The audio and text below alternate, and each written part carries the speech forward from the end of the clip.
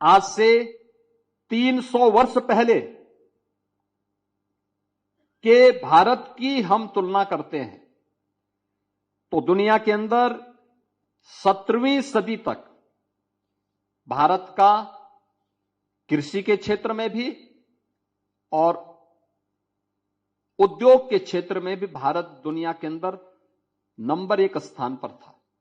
यानी औद्योगिक उत्पादन भारत के अंदर, मैं इसके कुछ उदाहरण दूंगा कुछ आपको थोड़ी देर में, लेकिन भारत के अंदर जो औद्योगिक उत्पादन था, सेवा के क्षेत्र, आधी ही आबादी भारत की ऐसी थी जो कृषि पर आधारित थी, आधी आबादी उद्योगों में काम करती थी, सेवा क्षेत्र में कार्य करती थी। जीवन के अलग अलग क्षेत्रों में जो अपनी स्किल का उपयोग करते हुए भारत को औद्योगिक उत्पादन के केंद्र के रूप में विकसित करती थी। यानी कृषि उत्पादन तो हमारा बेहतर था ही, कृषि उत्पादन के साथ ही भारत औद्योगिक क्षेत्र में भी उसने दुनिया के अंदर अपना एक स्थान बनाया था। दुनिया के अंदर भारत का जो हिस्सेदारी थी उत्पादन में भी और एक्सपोर्ट में भी, यह कुल दुनिया की अर्थव्यवस्था के 25% पर अकेले भारत का कब्जा था। भारत दुनिया की नंबर 1 की अर्थव्यवस्था के रूप में स्थापित था। 25% अर्थव्यवस्था पर भी भारत का अधिकार था। लेकिन सन 1800 ईस्वी आते आते भारत की क्षमता कम होती गई। उद्योग धंधे ब्रिटिश कालखंड में बंद होते गए। इनका स्थान लोगों ने खेती की तरफ रुख किया। 50% से खेती की तरफ चलते चलते 80% तक लोग खेतीबाड़ी की तरफ जाने के लिए मजबूर हुए, क्योंकि उद्योग धंधे बंद होने लग गए। यहां के हस्तशिल्पी कारीगरों को हतोत्साहित किया गया, उनको प्रताड़ित किया गया, उनके सामने आजीविका का संकट खड़ा हुआ। उन्होंने खेतीबाड़ी की तरफ रुख किया। परिणाम था कि धीरे धीरे करके उद्योग जगत से एक साम्यता होती है कि जब उद्योग में प्रोडक्शन हो, आधी से अधिक आबादी उद्योग में लघु, मध्यम और भारी उद्योगों में कार्य करने वाली हो और आधे से कम आबादी कृषि पर निर्भर हो, तो विकास के नित नए प्रतिमान को स्थापित करते हुए देश आगे बढ़ सकता है। जब हम केवल एक तरफा हमारा सब कुछ केवल खेतीबाड़ी पर निर्भर हो जाएगा तो कितना उत्पादन करेंगे आप? उसका दाम नहीं बढ़ेगा, क्योंकि मार्केट का नियम तो डिमांड एंड सप्लाई के नियम पर ही आधारित होगा। डिमांड कम है, सप्लाई ज्यादा करेंगे, दाम कम हो जाएगा, दाम लागत भी नहीं मिलेगी। और यही होता गया। धीरे धीरे करके देश भूखमरी की तरफ गया। अनेक अकालों का सामना करना पड़ा। परिणाम है करोड़ों लोग मरे। कोई पुरसाहाल नहीं था, कोई पूछने वाला नहीं था। बीमारी से व्यक्ति तब मरता है जब पेट में दाना न हो, भूखमरी का शिकार हो। तमाम प्रकार की बीमारियां तब ग्रसित करती हैं, और यही तमाम प्रकार की बीमारियों ने अकाल के कारण भारत की एक बड़ी आबादी को निगल लिया था। यह भारत के साथ एक त्रासदी लगातार बनी रही। यह भारत जिसका ग्लोबल इकोनॉमी में, जिस भारत की हिस्सेदारी 25% हुआ करती थी, यह देश जब 1947 में आजाद होता है तो भारत की हिस्सेदारी मात्र 3% रह गई थी। अर्थव्यवस्था में भारत की हिस्सेदारी 3% रह गई थी।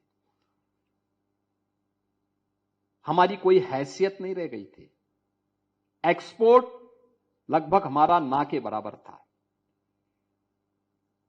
एक समय था टेक्सटाइल, भारत का टेक्सटाइल और कपड़ा उत्पादन में भारत दुनिया के अंदर अग्रणी माना जाता था। आज देश आजाद हुए 78 वर्ष हो गए, आज भी दुनिया के अंदर कपड़े की कोई ऐसी ब्रांड हम नहीं दे पा रहे हैं 78 वर्ष के बाद भी, जो दुनिया की मार्केट में भारत को एक नई पहचान दिला सके। छोटे छोटे देशों ने इसमें महारत हासिल कर ली। भारत अब उस दिशा में कार्य कर रहा है। यानी जो देश कभी कपड़ा उत्पादन में दुनिया के अंदर नंबर 1 पर था, धीरे धीरे करके उसकी तकनीक समाप्त कर दी गई, उसके मार्केट को समाप्त कर दिया गया, उसके उद्योग धंधे ऐसे ही हमारे कुटीर और लघु उद्योग धीरे धीरे करके बंद किए गए। परिणाम क्या था? भारत विपन्न होता गया। खेती बाड़ी पर अत्यधिक निर्भरता ने उत्तर प्रदेश को पूरी तरह समाप्त कर दिया और परिणाम क्या था कि उद्योग जगत के साथ ही हम लोगों ने इन सभी क्षेत्रों से हमें हाथ धोना पड़ा और कमोबेश यही स्थिति उत्तर प्रदेश की भी थी। उत्तर प्रदेश भारत का हृदय स्थल रहा है।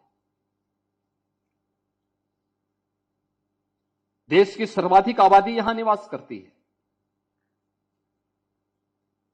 क्षेत्रफल में उत्तर प्रदेश देश के अंदर आज भी चौथे स्थान पर है भौगोलिक दृष्टि से अगर आप देखेंगे, लेकिन कृषि योग्य भूमि और इतनी उर्वरा भूमि है, दुनिया का सबसे अच्छा जल संसाधन उत्तर प्रदेश के अंदर मौजूद है। सबसे उर्वरा भूमि उत्तर प्रदेश के अंदर मौजूद है। कहते हैं कि उत्तर प्रदेश के अंदर आप पश्चिमी उत्तर प्रदेश से लेकर के और वाराणसी, गाजीपुर और बलिया तक के पूरे भूभाग को अगर आप देखेंगे, इतनी समतल भूमि और इतना विशाल मैदान दुनिया के अंदर अन्यत्र देख पाना, जहां पर बहुत ही कम जगह ऐसी होती हैं जहां पर इतना विस्तृत भूभाग हो, जहां पर महीन मिट्टी हो, जिसमें अत्यंत उर्वरता यानी जिसकी उर्वरता इतनी महत्वपूर्ण हो, जिसके बारे में कहा गया कि सोना उगलने की सामर्थ्य रखती है यहां की धरती। इतनी उर्वरा भूमि उत्तर प्रदेश की, प्रकृति और परमात्मा की असीम कृपा का यह प्रदेश, और इसीलिए तो सबसे बड़ी आबादी का राज्य बन गया। यानी क्षेत्रफल में अगर आप भारत के अंदर देखेंगे हम चौथे स्थान पर, लेकिन आबादी में हम नंबर 1 स्थान पर। उत्तर प्रदेश की आबादी के बाद अगर कोई राज्य दूसरा कोई नंबर 2 पर है तो वही राज्य है जिसकी आबादी उत्तर प्रदेश की आधी है। यानी ऐसा भी नहीं कि वह उत्तर प्रदेश का 3/4 हो, आधी से कम ही आबादी किसी अन्य राज्य में निवास करती है। भले वह क्षेत्रफल में उत्तर प्रदेश के समकक्ष हो, उत्तर प्रदेश से बड़ा हो, मध्य प्रदेश उत्तर प्रदेश से बड़ा, राजस्थान उत्तर प्रदेश से बड़ा। राजस्थान की आबादी उत्तर प्रदेश की आबादी की 1/4 है और मध्य प्रदेश की आबादी उत्तर प्रदेश की आबादी की 1/3 है। और इतने बड़े विस्तृत भूभाग में इतनी बड़ी आबादी रह रही है तो कुछ तो धरती की विशेषता रही होगी, कुछ तो रहा होगा। जब लोग इसके बारे में कहते हैं, मैं एक बार देख रहा था 1947 में भारत क्या था, उत्तर प्रदेश क्या था। ठीक है, उत्तर प्रदेश देश के अंदर हमारा हिस्सेदारी 3% रह गई थी, लेकिन उत्तर प्रदेश 1947 में देश के अंदर उत्तर प्रदेश की स्थिति क्या थी? 1947 में उत्तर प्रदेश भारत की अर्थव्यवस्था में 14% का योगदान अकेले उत्तर प्रदेश करता था। नंबर 1 की अर्थव्यवस्था उत्तर प्रदेश हुआ करता था 1947 से लेकर के 1960 तक। 1960 तक उत्तर प्रदेश देश के अंदर नंबर 1 का राज्य था, लेकिन धीरे धीरे करके 1947 के बाद उत्तर प्रदेश लगातार इसमें गिरावट आती गई। 2017 में जब मुझे मुख्यमंत्री बनाया गया तो मैं इस बारे में सोच रहा था कि वास्तव में कौन से वे कारक थे। हमारे पास अच्छी भूमि है, हमारे पास युवा शक्ति है, हमारे पास सब कुछ मौजूद है, फिर कौन से वे कारक हैं जिन कारणों से उत्तर प्रदेश पिछड़ गया?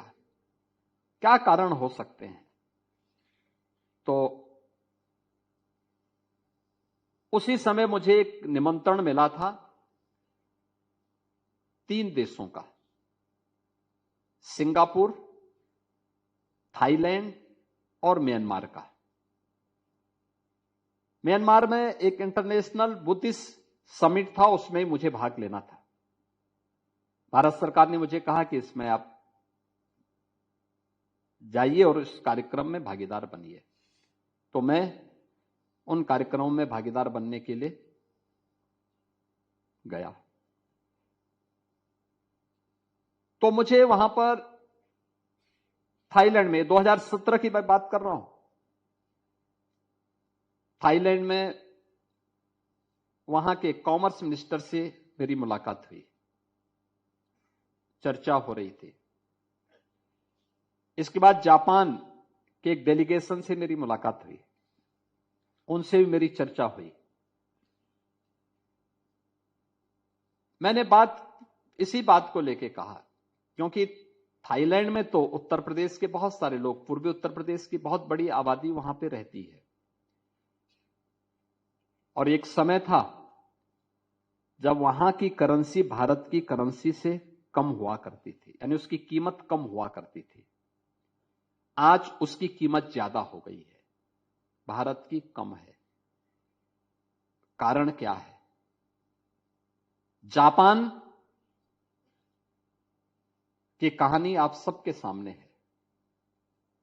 जापान 1946 में सेकेंड वर्ल्ड वॉर में लगभग तबाह हो गया था, लेकिन एक जापान कैसे दुनिया का विकसित जापान बन गया, ये कहानी हर जवान पर है। ये सीखने की भी है, जानने की भी है, और वर्तमान पीढ़ी के लिए एक नई प्रेरणा भी बन सकती है। जापान से मैंने ही पूछा, मैंने कहा भी आखिर आपकी इकोनॉमिक ग्रोथ का कारण क्या है, कैसे आपने इन चीजों को वहां पे कवर किया है। ये बात सामने आई, उन्होंने मुझे बताया, उन्होंने कहा हमारे यहां इतने प्रोविंस हैं, हर प्रोविंस को हमने अलग अलग प्रोडक्ट के लिए उन्हें इस जिम्मेदारी को दी है। यही बात मुझे थाईलैंड ने भी बताई कि हमने इस रूप में अपने अपने यहां अलग अलग कार्यों के लिए, अलग अलग क्षेत्रों के लिए अलग अलग कार्यों को दिया है, अलग अलग प्रोडक्ट को हमने दिया है, उन लोगों ने उस पर काम शुरू किया, इनोवेशन को बढ़ावा दिया, अन्य चीजों के लिए भी हम लोगों ने इस प्रकार के कार्यक्रमों को आगे बढ़ाया। मैं उत्तर प्रदेश वापस जब आया 17 में ही, 1 सप्ताह की विजिट थी, तो वापस आया। हम लोगों ने बचपन में सुना था, हम लोग सुनते थे कि हापुड़ के पापड़, मेरठ की रेवड़ी और गजक, आगरा के पेठा के बारे में। तो मैंने कहा ये तो सब खाने की चीजें हैं, अन्य चीजें क्या हैं? फिर मैंने मालूम किया, मैंने कहा यहां पे कुछ अन्य चीजें। मुझे बताया गया कि हां सब, लखनऊ में चिकनकारी का काम बहुत महीन होता है, अब लगभग मृतप्राय से है, मार्केट नहीं है। भदोई की कारपेट अच्छी होती थी लेकिन मृतप्राय सा है। मुरादाबाद का पीतल का उद्योग था लेकिन मृतप्राय सा है। फिरोजाबाद का ग्लास, हां था लेकिन मृतप्राय सा है।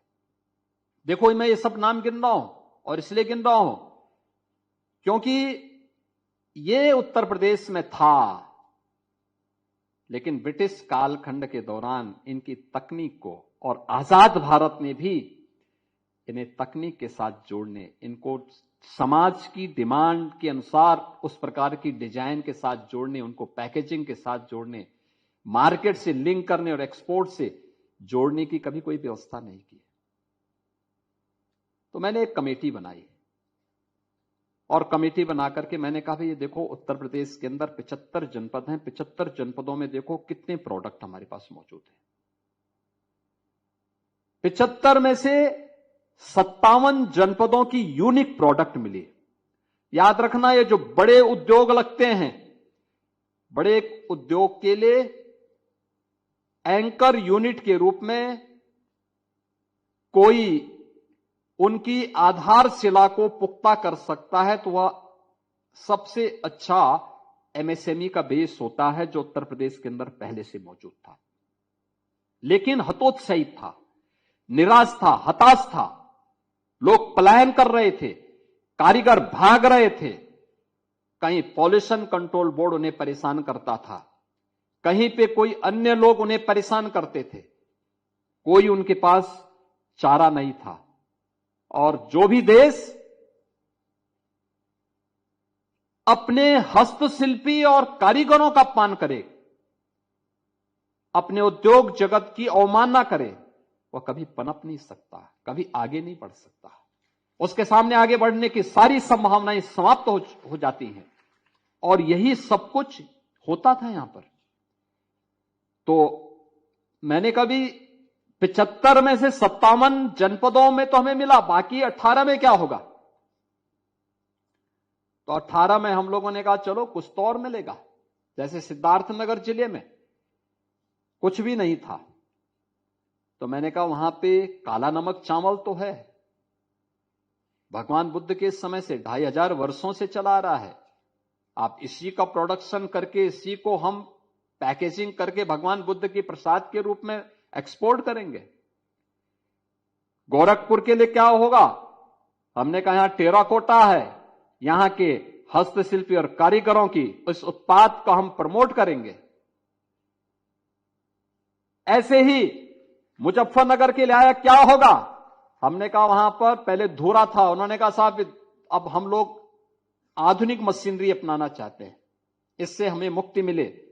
तो मैंने कहा इसमें क्या हो सकता है फिर बताओ? उन्होंने कहा हम गन्ने का उत्पादन करते हैं। तो मैंने कहा गन्ने में और क्या हो सकता है? उन्होंने कहा ऑर्गेनिक गुड़। हमने कहा गुड़ के साथ इनको जोड़ दो। ऐसे ही जोड़ा गया। परिणाम क्या है? हमने नाम दिया उसका वन डिस्ट्रिक्ट वन प्रोडक्ट है, एमएसएमई। आज उत्तर प्रदेश के अंदर हम लोग एमएसएमई प्रोडक्ट के माध्यम से 96 लाख यूनिट संचालित कर रहे हैं। 96 लाख, और 96 लाख यूनिट में कितने लोग काम कर रहे हैं? 2 करोड़ परिवार केवल इस एमएसएमई उद्योग के साथ जुड़ा हुआ है। आप सोचो ये बंद रहता तो क्या होता? यहां का नौजवान हताश रहता, निराश होता, अपराध करता या दूसरे राज्यों में जाकर के मजदूरी करता। लेकिन यहां पर इसको पुनर्जीवित किया गया, वो यहीं पे काम प्राप्त कर रहा है। रिजल्ट क्या है? वन डिस्ट्रिक्ट वन प्रोडक्ट आज देश के अंदर छा गया। एक होड़ लगी है हर राज्य में, हम भी वन डिस्ट्रिक्ट वन प्रोडक्ट के साथ जुड़ेंगे, हम भी अपने प्रोडक्ट को ब्रांड बनाएंगे। अब वो ब्रांड तो यूपी के नाम पे चस्पा हो गया है। और इनमें भी जो हमारे प्रोडक्ट हैं, हमने तो अभी 75 का ही किया, लेकिन 77 ऐसे हमारे पास प्रोडक्ट उत्तर प्रदेश के अंदर हैं जिसको जीआई टैग मिला है, जिसको दुनिया के अंदर किसी भी मार्केट में उसको कोई नकार नहीं सकता है। ये उत्तर प्रदेश के अंदर इन पिछले 8 साढ़े 8 वर्षों में हुआ। परिणाम क्या है? लगभग 2 लाख करोड़ का एक्सपोर्ट हम कर रहे हैं। पर्व और त्योहारों के दौरान जब अयोध्या का दीपोत्सव का कार्यक्रम हमें पहली बार 17 में आयोजित करना था, आयोजन के साथ जोड़ने के लिए कैसे होगा, इतने दीप कहां से जलेंगे? आप आश्चर्य करेंगे कि अयोध्या के साथ साथ मुझे प्रदेश भर से 51,000 दीप मंगाने पड़े थे, मिट्टी के दीपक। और अब हमने अपने हस्तशिल्पी और कारीगरों को, यहीं के कुम्हारों को इलेक्ट्रिक चाक और सोलर चाक दिए। हमने कहा आप खूब दीपक बनाइए, बेचिए भी, मिट्टी फ्री में देंगे। परिणाम क्या है? आज अगर हम लोग दीपोत्सव का कार्यक्रम अयोध्या में करते हैं तो 51,000 नहीं, 25 लाख दीपक जलाते हैं वहां, 25 लाख, और सब अयोध्या में ही बनते हैं। अब वहीं पर नहीं, हर घर में लोग मिट्टी के दीपक जला रहे हैं। नहीं तो चीन की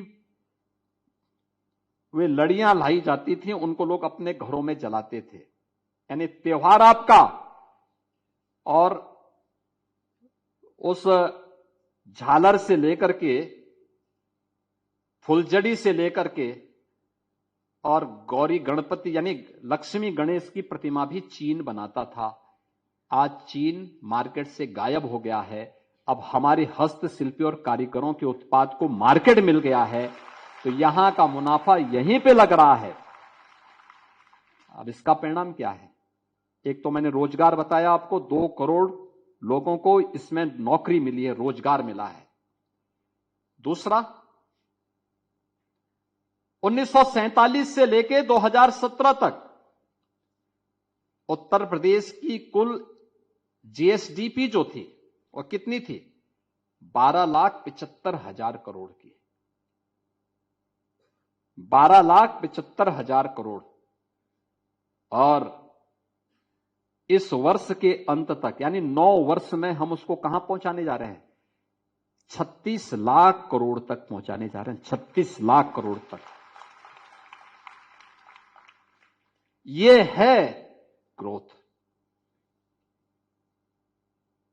उत्तर प्रदेश की प्रति व्यक्ति आय 3 गुनी हुई है। यानी 43,000 2016-17 में थी, आज वह 1,20,000 पहुंच रही है। यह है कहानी विकास की। परिणाम हर एक सेक्टर में विकास ये देखने को मिला है। हस्तशिल्पी और कारीगरों को हम लोगों ने एक व्यवस्था के साथ जोड़ा, उन्हें टेक्नोलॉजी के साथ जोड़ा, डिजाइन के साथ जोड़ा, पैकेजिंग के साथ जोड़ा। परिणाम हम सबके सामने है। 1 डिस्ट्रिक्ट 1 प्रोडक्ट की इस स्कीम ने एक और खेती किसानी में जो काम कर रहे थे, खेतीहर मजदूर थे, उन लोगों को इधर अतिरिक्त कार्य दिया। खेती और किसानी के लिए जो टीम काम कर रही थी, उनको सिंचाई की सुविधा उपलब्ध करवाई। आपने देखा होगा, सॉयल हेल्थ कार्ड से लेकर के प्रधानमंत्री फसल बीमा योजना, प्रधानमंत्री कृषि सिंचाई योजना को देखते हुए प्रधानमंत्री किसान सम्मान निधि तक, ये सभी स्कीम उनके वेलफेयर के साथ। और आज डीबीटी के माध्यम से अकेले उत्तर प्रदेश के अंदर गन्ना किसानों को हम लोगों ने केवल 2,86,000 करोड़ रुपए केवल हमने गन्ना मूल्य का भुगतान